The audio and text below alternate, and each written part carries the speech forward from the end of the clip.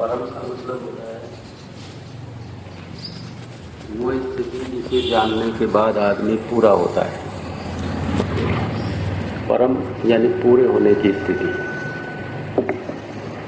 जिस स्थिति को पाकर आदमी पूरा हो जाता है, और वो स्थिति यदि नहीं पाई जाए तो आदमी अधूरा जीवन जीता है। खाने कमाने तक को अधूरा जीवन कहते हैं, और खाने कमाने और संसार की सुविधाओं के अलावा जो परमात्मा का सुख है उसे ले लिया जाए तो आदमी पूरा बन जाता है। आधा है तुम्हारे आत्मा की जानकारी का और आधा है तुम्हारे मन की जानकारी का। तो मन की जानकारी और आत्मा की जानकारी। मन की जानकारी सुविधाजनक है, सरल है, इसमें कुछ नहीं करना पड़ता और जल्दी से आ जाती है।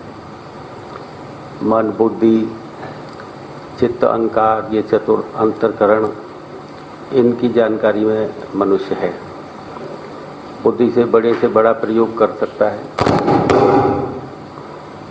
बुद्धि से पृथ्वी पे तुम देखते नहीं, पृथ्वी पे कितना खोजा है, चांद पे भी पहुंचे हैं, सूर्य तक भी पहुंचने की कोशिश है। तो ये बुद्धि से हुआ है।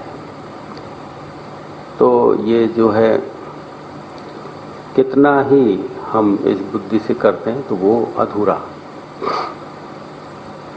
सारी सृष्टि के अलावा जो तुम सोच सकते हो वो सब अधूरा। पूरा होता है अपने अंदर जाने के बाद। एक बाहर की स्थिति है, एक अंदर की स्थिति। बाहर की स्थिति अधूरी स्थिति, अंदर की स्थिति और बाहर की स्थितियां जब दोनों जानकारी में आती हैं तो परम का ज्ञान होता है। परम यानी पूरा। परम स्थिति यानी पूरी स्थिति, यानी पूरा आदमी कब होगा? जब उस परम को जानेगा, इससे पहले नहीं। तो वो कहते हैं कि एक अनही अरूप नामा अज सच्चिदानंद प्रभु धामा। अज यानी अजन्मा। सारी चीजों का जन्म होता है, सारी चीजें मर जाती हैं। कोई भी चीज ऐसी नहीं है संसार में जिसका जन्म ना हुआ हो और जिसकी मृत्यु ना हो। चाहे वो सूरज ही क्यों ना है, सूरज का भी जन्म हुआ है और इसको भी एक दिन मरना है। वैज्ञानिक लोग अनुमान लगाते हैं कि सूरज की आयु 5 लाख वर्ष और रह गई है। 5 लाख वर्ष बाद में ये बुझ जाएगा, मर जाएगा। ये मरा और धरती मरी, फिर एक जीव कुछ भी यहाँ नहीं रहने वाला है। सूरज की वजह से ही यहाँ सब जिंदा है। उसी गर्मी की वजह से फसल होती है, उसी गर्मी की वजह से आप लोग जिंदा हैं। गर्मी निकली, सब काम गया।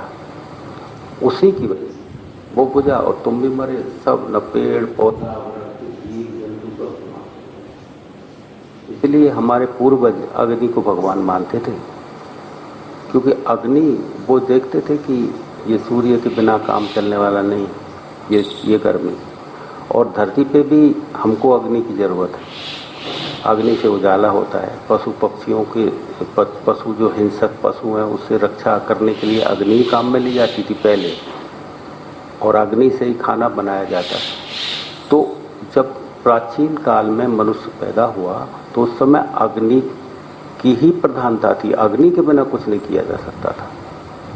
अंधेरा था, उजाले की कोई व्यवस्था नहीं थी, तो अग्नि जला के ही उजाला किया जा सकता था। अब तो हमारा इतना हो गया, बिजली चल गई और हमने इतना कुछ ईजाद कर लिया अपनी रक्षा के लिए, दूसरी चीज़ों से कर लेते हैं। उस जमाने में अग्नि था, इसलिए वेदों में अग्नि को परमात्मा कहा है। अग्नि परमात्मा, उसी से हवन किया जाता था, उसी सब कुछ काम अग्नि प्रमुख थी। सूरज भी तो अग्नि है। तो अग्नि को परमात्मा वेदों में कहते, इसीलिए कहते थे परमात्मा है, क्योंकि वो प्रमुख था। जीवन रक्षा में जो सहयोग दे वो परमात्मा, वो भगवान। जो सुरक्षा प्रदान करे वो भगवान परमात्मा। जो जीवन दाता है वो भगवान परमात्मा। एक नहीं है, अरूप नाम, लेकिन वो एक है, वो क्या है, उसका रूप नहीं है, उसका कोई ऐसा रूप नहीं है कि जिसको हम एक आकार दे करके कह सकें कि वो एक इस तरह का रूप है जिसे हम पूज सकें, जिसे हम देख सकें। एक अरूप अनीय नाम, वो कोई इच्छा नहीं रखता, उसकी आप लोगों की तरह कोई इच्छा नहीं है कि आप जैसे कोई इच्छा करें। वो अरूप, वो फॉर्मलेस है, उसका कोई बॉडी नहीं है, बॉडीलेस है, वो उसका कोई शरीर नहीं है। सारे गोस्वामी महाराज ने छोड़े, वो इशारे छोड़े हैं। यूँ तो जो रामायण है, वो रामायण राम जी के चरित्र को लेकर लिखी गई। राम जी के चरित्र को लेकर इसलिए लिखी क्योंकि आदमी चारित्रिक चीज़ें सुनना चाहता है, चाहे स्वयं का चरित्र उसका ढीला हो, स्वयं का चरित्र चाहे नीचे गिरा हुआ हो, लेकिन सुनना चाहता है चारित्रिक बातें। अधर्म के पथ पे चल रहा हो लेकिन सुनना चाहता है धर्म की बातें, गलत कर रहा हो लेकिन सुनना अच्छी बात चाहता है। तो गोस्वामी महाराज ने ये चरित्र राम का उच्च कोटि का बना के लिखा। सामाजिक व्यवस्थाएं कैसी होनी चाहिए ये उन दिमाग में बात रखी, क्योंकि असली चीज का सदैव विरोध होता है। तुम देखो, जब भी तुम्हारे पास कुछ होगा तो दूसरे लोग टांग पकड़ के खींचने की कोशिश करेंगे कि इसके पास ये इतना कैसे हो गया। संसार में तुम जब कुछ होने लगते हो तो दूसरे लोग निंदा करने लगते हैं, दूसरे लोग टांग पकड़ के खींचने लगते हैं। तो असली जो चीज़ है, जब कुछ होने लगता है तो उसको लोग सहन नहीं कर पाते। किसी के अंदर जब धर्म विकसित होने लगता है तो वो दूसरों से अधिक दिखाई देने लगता है। ये अधिकता किसी को पसंद नहीं आती, इसलिए निंदा में उतर जाते हैं। उसके अंदर कोई निंदा की बात नहीं होती, लेकिन निंदा में इतने उतर जाते हैं कि उनको पीड़ाएं भी देने लग जाते हैं। पीड़ा देने का कोई कारण नहीं होता, कारण आदमी का केवल ये अपने आप को देखना कि वो हमसे बड़ा क्यों है, निकल कैसे। इस तरह के अनुभव को आप भी जानते हैं। आपके पास थोड़ा हो जाए, दूसरे लोग आपको गिराने की कोशिश करते हैं। ऐसे ही जब गोस्वामी महाराज के पास में और वो परमात्मा का आगमन हुआ और वो जानकारी हुई, तो वो अपने ढंग से परमात्मा के बारे में बताने लगे। वो उसको कहने लगे। तो जो वेद पाठी जो थे, जो वेदों को जानते थे, वो उनकी निंदा में उतर गए। वो कहते थे कि ये तो वेदों से अलग बोलता है, ये तो जो बोलता है वो अलग ही बोलता है, न वेदों में है। प्रमाणिक तो वो चीज़ है जो वेदों में लिखी है, जो वेदों में लिखी है वो प्रमाणिक है। तो वेदों में तो है नहीं और ये कहाँ से बोल रहा है। तो उसकी निंदा की गई, उनके शिष्यों को मारा पीटा गया और उनके खिलाफ जो कुछ किया जा सकता था, हर काशी में हंगामा हो गया कि मैं आपको बयान नहीं कर सकता। उस समय की बात को इस तरह का विरोध हुआ कि जैसे कोई आदमी को मार दो, काट दो, इस तरह। लेकिन इतने विरोध के बाद भी लोग दर्शन करने जाते थे। महिलाएं दर्शन करने, जो शिष्य जिनकी साधनाएं चल गई थी वो दर्शन करने जाते, रात को जाते थे दर्शन करने, दिन में चले जाते थे, रुकते नहीं। फिर ये और ज़्यादा बड़ा गहन विषय बन गया कि इतने विरोध के बाद भी भक्त लोग छुप छुप के जाते हैं और उनको सब कुछ बताते हैं कि देखो वेदों में जो लिखा है वो है असली, प्रमाणिक असली होता है, फिर भी नहीं मान रहे। क्योंकि जिसके साथ अनुभव हो जाता है वो फिर किसी की नहीं मानता। अनुभव जब होता है, जब वो आनंद जुड़ता है तो वो उसी की मानता है, बाकी किसी की नहीं मानता। और फिर अपने जीवन जीने का रास्ता स्वयं तय करता है, दूसरे के रास्तों पे, बनाए हुए रास्तों पे वो नहीं चलता। दूसरे के बनाए हुए रास्तों पे तो वो इसलिए चलता है कि उसकी सुरक्षा हो सके। जैसे मीराबाई ने कृष्ण भगवान का नाम लेकर के अपनी सुरक्षा की थी। जब तक उसे आत्मा का ज्ञान नहीं हुआ था वो कृष्ण भगवान की भगत थी। कृष्ण भगवान की भक्ति में इतनी रहती थी कि उनको ही भोग लगा के खाती, उनको सुला के सोती, ये तुमने सुना है। लेकिन जब उसने अपने अंदर अनुभव किया तो अनुभव करने के बाद में जब उन्होंने देखा कि वो तो इतनी बड़ी शक्ति है, एक रूप अनही अनामा, उसका नाम नहीं है लेकिन वो ऐसे कृष्ण तो कितने बना दे, ऐसे राम तो कितने ही करोड़ों बना के रख दे, इतनी बड़ी शक्ति, ऐसी सृष्टि तो पल पल में चुटकी बजाते बजाते बना दे, पल में नष्ट कर दे, चुटकी बजे ऐसी सृष्टियां कितनी बन जाए पल में, कितनी नष्ट, इतनी परम की स्थिति। लेकिन मीरा की बातें जचती नहीं थी, मीरा के कर्तव्य जचते नहीं थे, क्योंकि इस स्थिति को पहुंचने के बाद व्यक्ति गली में नाचे तो समझ में आता है कि पागलपन से ही भरा हुआ होगा ये आदमी। इस तरह का आदमी अपना डिसीजन ना ले सके, उचित निर्णय ना ले सके तो पागलपन लगता है। यार हम ही ज़्यादा बढ़िया, हम उचित डिसीजन ले सकते हैं, हम जो तय करते हैं वो ज़्यादा उचित है। इसका तो समझ में नहीं आता, तय ये डिसीजन जीवन का नहीं ले सके, कैसे चलना है, कैसे क्या करना है, जीवन के मूल्यों को नहीं समझे, नैतिकता को नहीं समझे, हैं ऊंच नीच को नहीं समझे, तो क्या खाक का ज्ञान है।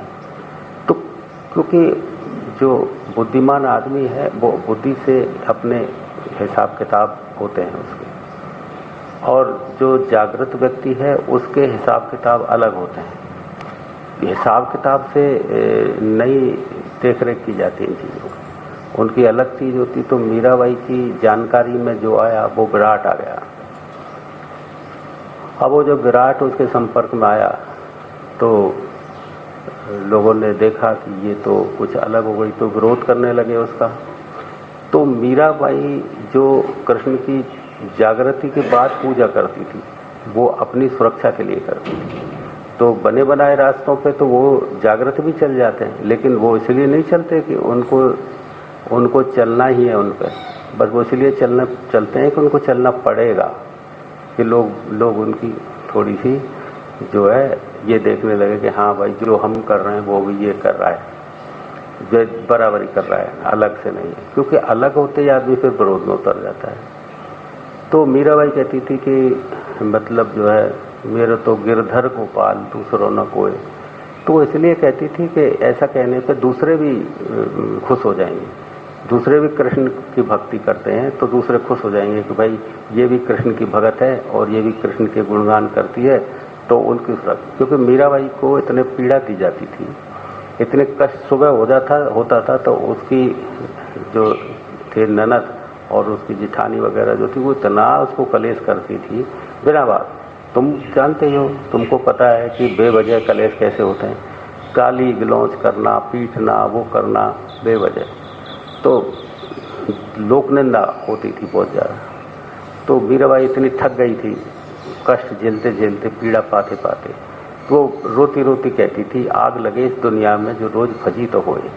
अरे आग लग जाए इस दुनिया में, ये भगवान आग लगे। रोजाना कभी कोई दिन ही बांका नहीं जाता, एक कोई ऐसा समय नहीं जाता कि मेरी कोई बुराई नहीं करे, मेरी कोई निंदा नहीं करे, मुझे कोई गाली गलौज नहीं करे, और मेरे बारे में कुछ को पता भी नहीं, मैं किसी को सताती नहीं, मैं किसी से कोई मतलब भी नहीं रखती, लेकिन पता नहीं इनको मुझसे क्या वैर है जो ये वैर साधते हैं। तो इतनी पीड़ा है, और पीड़ा भी बेटा ऐसी सामान्य नहीं। एक महिला को जहर तब दिया जाता है जब वो बातों की नहीं माने, जब वो पिटाई की नहीं माने, पीटने से भी नहीं माने, बातों की नहीं माने, तो वो अंतिम उपचार किया जाता है कि भाई इसे जान से ही मार दो, ऐसा करो। तो जहर तक भी देने की कोशिश की गई और उसे जहर दिया गया। तो कहते हैं कि जहर देने के बाद मीराबाई मरी नहीं, तो इन लोगों से ज़्यादा समझदार तो जहर ही रहा होगा, जो प्राणवान लोगों से ज़्यादा तो जहर ही रहा होगा। जहर ने भी सोचा होगा कि मेरा व्यर्थ प्रयोग कर रहे हैं लोग। एक इतनी अच्छी महिला जो परमात्मा से जुड़ी हुई है, तो जहर ने काम नहीं किया होगा, करना भी नहीं चाहिए, क्योंकि जो सजीव लोग हैं इनसे ज़्यादा समझदार तो ये निर्जीव हैं, जिनके अंदर ज़्यादा है कि कहानियों में आता है कि कई बार मतलब जो है निर्जीव चीज़ें ज़्यादा सजगता से काम कर जाती हैं। तो कहते हैं कि जहर जब दिया तो मीराबाई को जहर का असर नहीं हुआ, नहीं होना चाहिए, क्योंकि वो जो जुड़ गया परमात्मा से उसके ऊपर कोई तो रहम करे। किसी के तो अंदर कुछ हो तो नहीं किया होगा जय, करना ही नहीं चाहिए। बाकी कहने का मतलब ये है कि लोगों ने इतने अत्याचार किए उन लोगों के ऊपर, वो समझ में नहीं आते थे। ऐसे ही अत्याचार हुए थे गोस्वामी महाराज के ऊपर कि उनकी निंदा, मारने को डंडा लेकर के, हथियार लेकर के चलते फिरते थे। उनके शिष्य उनकी सुरक्षा में रहते थे। तो उनका जो शिष्यता हृदय, तो वो जब काशी में कमाने जाता था वही उनको वो राजापुर से लेकर के वहाँ आ गए, उनको घर से निकाल दिया था। तो वो वो काशी के 80 घाट है, अब भी है वहाँ वो झोंपड़ी बना दी उनको और वो रहने लगे और खुद कमाने जाता था। किसी वणिक के यहाँ पे नौकरी करता था और सुबह जाता शाम को कमा के लाता। तो कुटिया में गुरु जी की सेवा करता। और तो वो जब सत्संग देते तो लोग सत्संग सुन के भीड़ बढ़ने लगी, आने लगी, तो विरोध हुआ उनका। तो विरोध बहुत जोर का हुआ, बहुत ज़्यादा। तो गोस्वामी महाराज ने, जो वहाँ पंडित थे, मुखिया, वो वहाँ गए तो उन्होंने तर्क किया। तो बोले भाई तर्क का विषय नहीं है, तुम जान के देख लो। तो उनको भी उन्होंने अनुभव जब कराया तो वो उन्होंने जाना कि ये तो असली बात है। तो कहने का मतलब ये है कि जब ज़्यादा विरोध हुआ तो उन्होंने फिर रामचरितमानस का निर्माण कर दिया अपने सुरक्षा के लिए। रामचरितमानस को इसलिए नहीं बनाया उन्होंने धर्म का संदेश देने के लिए कि लोग इसको जानेंगे और धार्मिक हो जाएंगे, नहीं। जैसे मीराबाई ने कृष्ण भगवान को अपनी सुरक्षा के लिए बस सुरक्षा कवच बना लिया था, मेरे तो गुरुधर गोपाल दूसरों न कोई। जबकि वो तो गुरु को मानती थी, वो तो अपने गुरु को ही सब कुछ मानती थी। पायो जी मैंने राम रतन वस्तु अमूल्य दी मेरे सतगुरु, कृपा कर अपनायो। मीराबाई कहती थी वस्तु अमूल्य दी, मेरे गुरु ने मुझे ऐसा अनुभव करा दिया, कृपा, मेरे बड़ी कृपा करी। या मेरे जैसी औरत को मेरे गुरु ने अपना लिया। मेरे में तो कोई भी अकल नहीं, मैं तो कुछ सेवा भी करना नहीं जानती, मैं तो बात बात में मेरे तो विचार ही खराब हो जाते हैं। ऐसी खराब और नीच औरत को मेरे गुरु ने प्रेम किया है। तो पायो जी मैंने राम रतन धन पायो, कि मेरे गुरु ने मुझे ऐसा धन दे दिया कि बस ऐसी बुरी औरत को भी कृपा कर अपनाए। उनकी बड़ी कृपा कि मेरे जैसे को अपना लिया। मैं तो उनके लायक नहीं थी बिल्कुल भी। तो अब देखिए, फिर अशांत करो बेट, डिस्टर्ब नहीं। तो वो जो इतनी बड़ी बात कहती है, इसके बाद ये भी कहती है कि मेरा तो गिरधर गोपाल दूसरों, तो दोगली थोड़ी हो सकती है वो। लेकिन जब गुरु को सब कुछ मानती है, लेकिन कहती है मेरे तो गिरधर गोपाल दूसरों न कोई, वो इसलिए कहती है अपनी सुरक्षा के लिए।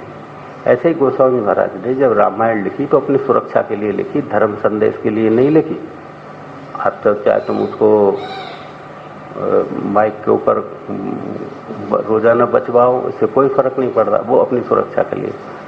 रामायण से कोई मतलब नहीं है। रामायण असली चीज़ तो घट रामायण में लिखी उन्होंने, वो तो सुरक्षा के लिए कि भाई लोग इसको, राम के चरित्र को, नैतिक चीज़ों को व्यक्ति पकड़ता है, अच्छी चीज़ों को सुनता है, चाहे बुरा है व्यक्ति सुनता अच्छी है, अधार्मिक है लेकिन धर्म की बात सुनता है, नहीं से अनैतिक है लेकिन वो नीति की बात इसलिए लिखी लोगों को अच्छी लगेगी। बुरे लोगों की अच्छी बातें अच्छी लगती है, अच्छों को अच्छी नहीं लगती क्योंकि वो पहले से अच्छा है। जो बुरा है उसके लिए अच्छी लगती है अच्छी बातें। तो रामायण जब देखी तो देखा कि राम का चरित्र इतना अच्छा, वो एक पत्नीधारी है, माँ के साथ किस तरह से बर्ताव करते हैं, कहाँ मानते हैं, पिता का इतना कहाँ मानते हैं, माता पिता किस तरह बच्चे को प्यार करते हैं, भक्त का प्रेम भगवान के प्रति कैसा होना चाहिए, वो हनुमान का चरित्र है, भाई भाई में कैसा प्रेम होना चाहिए तो उसमें दिखाया, पत्नी का कैसा प्रेम पति के साथ होना चाहिए। तो नैतिक जो सामाजिक बातें थी वो इतनी कूट कूट के भरती गोस्वामी महाराज ने कि अब ये खुश हो जाएंगे इससे, यही तो चाहिए। कृष्ण के चरित्र में बिल्कुल नैतिकता नहीं समझ। तो इसको इस तरह से भर दिया तो उन्होंने अपने बचाव के लिए रामचरितमानस लिखी और लोगों ने उसको पकड़ लिया, सर माथे गोस्वामी जी को उठा लिया। यही वो चाहते थे कि मैं भाई किसी तरह से ये लोग मुझे ये शरीर को जीवित रहने देंगे तो मैं कुछ और और उन्होंने अपने जीते जी प्रमाणिक तौर पे 12 लोगों को आत्मा के ज्ञान से जोड़ा। प्रमाणिक तौर पे 12 लोग थे, जिसमें जैन भी थे, मुसलमान भी थे, हिंदू भी थे, पंडित भी थे, है ना। तो हर तरह के लोग थे, 12 लोग थे, उनको उन्होंने आत्मज्ञान करा दिया। लेकिन रामायण में उन्होंने कहीं कहीं पे जो परमात्मा के बीज हैं उनको जरूर छोड़ा। पूरी लिखा तो राम के चरित्र को, लेकिन कहीं कहीं उन्होंने जो है बीजों को छोड़ दिया कि कोई महात्मा आएगा तो इन बीजों से वृक्ष उगा देगा। कहीं कहीं पे जैसे उन्होंने लिखा, एक अनिय रूप नामा अज सच्चिदानंद प्रभु धामा, तो वो बॉडी राम के लिए नहीं कह रहे हैं। अब इस राम के लिए नहीं कह रहे हैं कि इसके तो शरीर है, इसका तो शरीर है, इसके शरीर से तो मतलब जो है वो तो कहते हैं कि एक अनिहा नामा आज सच्चिदानंद प्रभु धामा, वो तो कुछ इच्छा ही नहीं करता। तो राम की तो इच्छा रहती थी, इस राम की तो एक अनिहा अरूप, उसका तो रूप नहीं है तो इसके तो रूप थे। अनामा, उसका तो कोई नाम नहीं, इनका तो नाम था राम, इनका तो राम नाम था। तो कहते तो एक अनिय अरूप अनामा, ना उसका रूप है ना नाम है। अज सच्चिदानंद, अज वो तो अजन्मा है, अज यानी अजन्मा, इसके तो जन्म हुए। कौशल्या माता थी, दशरथ पिता थे। तो दो बातें कैसे लिखेंगे गोस्वामी महाराज? दो बातें तो नहीं लिख सकते। तो वो जिस परमात्मा की बात करते थे उस परमात्मा के बारे में इन्होंने सुना नहीं, काशी के लोगों ने, बस बीज रूप में कहीं कहीं छोड़ दिया कि कभी कोई आएगा महात्मा तो सारी रामायण में से बीजों को छांट लेगा और इसमें से जो है अंकुरण पैदा कर देगा और उगा देगा वृक्ष। तो रामायण में जो लिखा है उसे आप नहीं समझ पाओगे जब तक कि महात्माओं का साथ आप ना करें। महात्मा ही समझा सकते हैं, वो सब कुछ समर्थ होते हैं, इतने समर्थ होते हैं कि उनकी समर्थता को आप स्वयं ही जान के समझ सकते हैं, उससे पहले नहीं।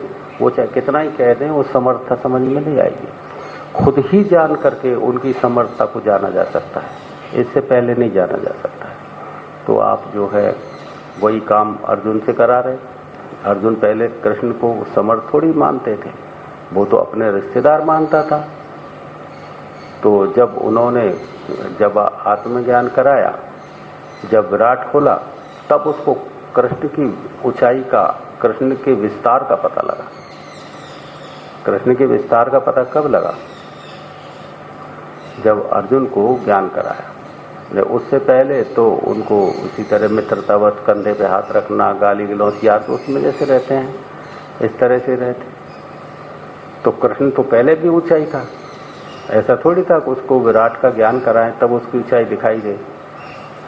उसको विराट, उसको इतनी ऊंचाई कृष्ण की कब दिखाई दी? इन आंखों से नहीं दिखाई दी, अंदर की आंख से ऊंचाई को देखा जाता है।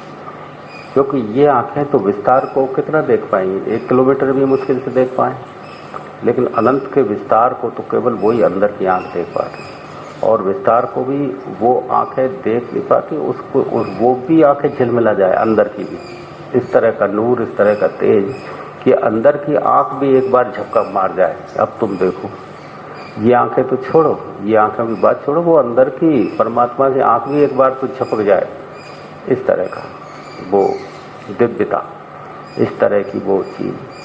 तो जब बाहर से देखते हैं तो कुछ अलग होता है, अंदर की आंख से देखते हैं तो कुछ असली चीज जान पड़ती है। तो एक जानकारी तो होती है इन आँखों की, जिसे हम इस मन की, इस बुद्धि की, इस चित्त की, इस अहंकार की। तो मन, चित्त, बुद्धि और अहंकार, ये चतुर्थ अंतःकरण, और ये चारों की जानकारी में जो आता है वो संसार की जानकारी है। और संसार की जानकारी को अधूरी जानकारी कहते हैं। संसार की जानकारी में कितना कर लो, पृथ्वी पे साम्राज्य कर लो, पूरी पृथ्वी को जीत लो, बुद्धि से ऐसे ऐसे कारनामे कर दो कि तुम ऐसे ऐसे हुए हैं चकित रह जाओ, तो खेवट की नहीं गए हो। कितने ही हुए मल्लाह, कितने ही चले नाव चलाने के लिए, आज तक पता ही नहीं, खेवट की नहीं गए हो। आकाश में सब चले जाते हैं, कि कोई नजर नहीं आता, कोई चिट्ठी नहीं लिखता, किसी का पता नहीं। कितने ही मल्लाह हुए, कितने ही नाव चलाने वाले हुए, कितने ही राजे हुए, कितने ही महाराजे हुए, कितने ही हुए बड़े बड़े लोग जिन्होंने कितना नाम कमाया। खेवट की नहीं गए हो, पता नहीं कहाँ चले गए, कोई पता नहीं। जीते हो तुम किसी की मानते नहीं, जीवित हो तो फिर तुम अपनी चलाते हो, फिर ये सही है, ये सही है, ये सही नहीं है, इसे ऐसा होना चाहिए, परमात्मा कैसा है, देखा है तो तुम बता दो, 50 बातें बनाते हो।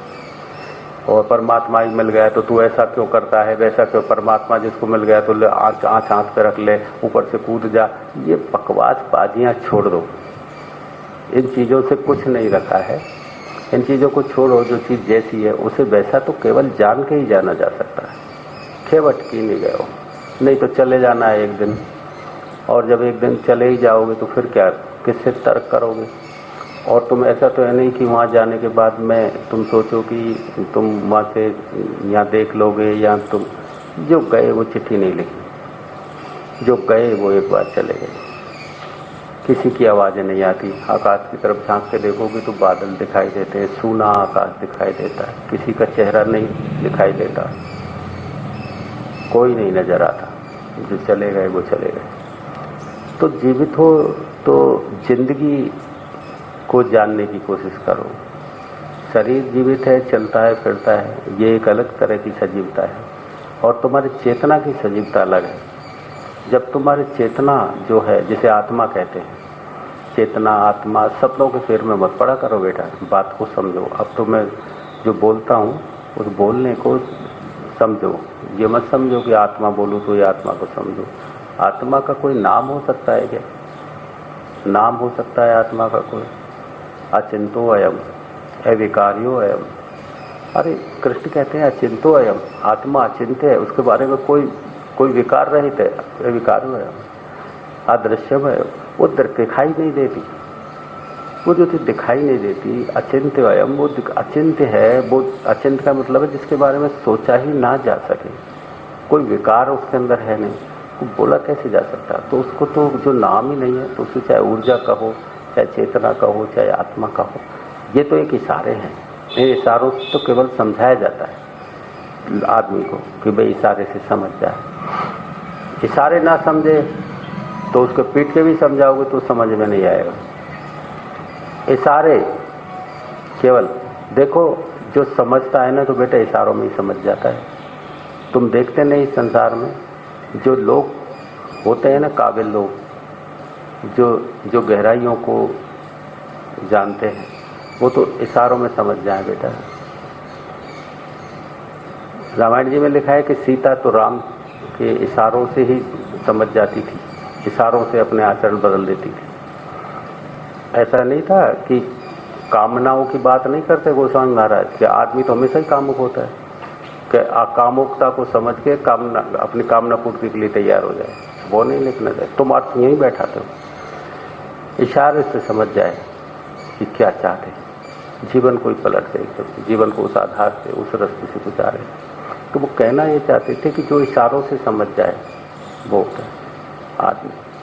तो इसीलिए जैनों में जो है ना, श्रावक को ज़्यादा महत्व दिया गया है। श्रावक का मतलब होता है जो इशारों सुन के समझ जाए, जो इशारों से समझ जाए, वो सबसे बड़ा आदमी। नहीं तो तुम उससे बार बार भी कहो तो भी, बार बार कहने के बाद यदि कोई आदमी काम करे तो काय का करना माना जाता है। बार बार कहो, बार बार पीटो उसे, तुम पीट के आदमी को रास्ते पे लाओ तो वो तो डर की वजह से आया है, वो डर की वजह से तुम्हारे सामने कुछ नहीं करेगा। लेकिन जो सही है ना, वो तो केवल इशारों से ही समझेगा, करेगा सारे काम के। इशारे भी उसको करने की जरूरत नहीं है, वो तो अपने आधार पे चलेगा। तो गोस्वामी महाराज ने इशारे जो छोड़े इसमें, तो वो इशारे जो समझने वाले थे वो चल पड़े रस्तों, और नहीं तो कितना ही समझाओ तो भी कुछ होने वाला नहीं है। तो आप लोग जो है देखो कि किस तरह से शास्त्रों में क्या क्या लिखा है, और आप क्या पढ़ लेते हैं।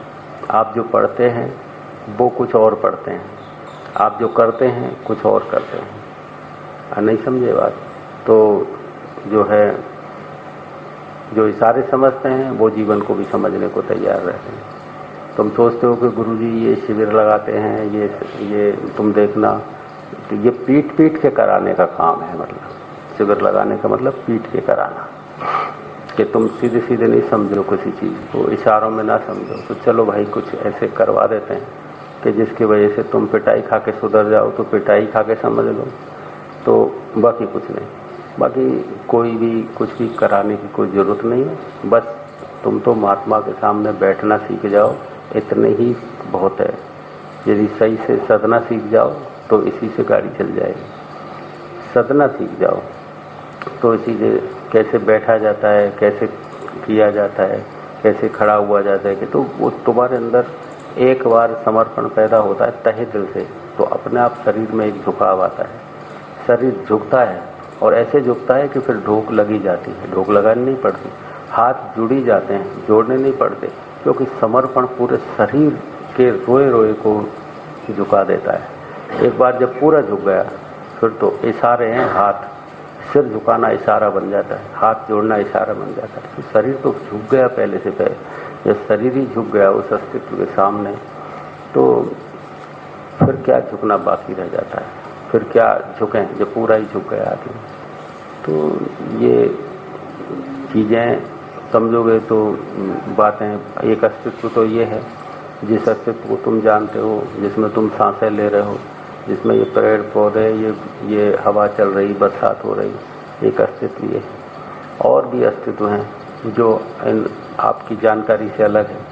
ये मन के से जो संपर्क में आता है ये अस्तित्व है, अलग है। और जो ये आकाश अलग है, और जो अंदर का अस्तित्व है उसका आकाश अलग है, उसके चांद अलग, उसके तारे अलग, उसके सूर्य अलग। तो ये ऐसा नहीं है कि तुमको ये आंखों से दिखाई देते हैं, यही एक्सिस्टेंस है, केवल इतना ही अस्तित्व है। इसके पार भी बहुत है, और इतना है कि इसके पार के पार भी हैं। ऐसा नहीं है कि पार ही है। मैं तुमसे कहूँ पार, इसका मतलब छत के ऊपर की बिल्डिंग। इसके पार का मतलब है कि ये टपरा है, इसके ऊपर कुछ और है। अरे इसके पार से भी पार कुछ और है, जिसके बारे में कुछ कहा ना जा सके। एक कहानी है अरूप नामा अज सच्चिदानंद प्रभु धामा। तो वो कहते हैं कि वो जो है वो अनामी, वो अरूप, और वो अजन्मा, ना कभी जन्म लेता है ना कभी मरता है। अरे शंकर जी को भी अजन्मा नहीं कह सकते। शंकर का भी जन्म हुआ है, ब्रह्मा का भी जन्म हुआ, विष्णु का भी जन्म हुआ। इनको हम आदि पुरुष बोल सकते हैं। आदि यानी जिनका जन्म हुआ। ये पहाड़, ये पर्वत, ये सूर्य, चंद्रमा, ये सब आदि हो सकते हैं। आदि यानी इनका भी जन्म हुआ है और ये भी मरेंगे। अब एक समय काल की बात अलग है कि आदमी की उम्र 100 साल है और सूर्य की उम्र करोड़ वर्ष है। तो करोड़ों वर्ष तो कुछ उम्र का अलग बात है। ऐसे उम्र तो स्वर्ग की भी है, बैकुंठ की भी है, ब्रह्म की भी है। तो वो अलग उम्र के बात छोड़ो। तो कृष्ण तो कहते थे 8वें अध्याय के 16वें श्लोक में कि ब्रह्म पर्यंत में सभी लोग पुनरावृत है। ब्रह्म तक के तो सारी कुछ दोबारा से जमीन वहाँ का भोगा, वहाँ की उम्र भोगी, इसके बाद में फिर धरती पर आना पड़ता है और फिर दुख सुख फिर भोगने पड़ते हैं। तो कल्याण तो वहाँ तक भी नहीं है। तो कल्याण के लिए तो वो कृष्ण भगवान बताते हैं कि वो अलग है। अज सच्चिदानंद प्रभु धामा, वो गोस्वामी महाराज कहते हैं। कृष्ण जिसको कहते हैं कि हे अर्जुन तू उस परमात्मा की शरण में जा जिसका नाम नहीं बता सकते, अचिंत्य रूपम आदित्य वर्णम तम सह परस्था, उसके शरण में जा। तो वो जब तुम्हारे समझ में आएगा तो तुम असली चीज़ समझ में आएगी, और नहीं तो चाहे तुम कुछ भी करते रहो तो कुछ समझ में आने वाला नहीं है।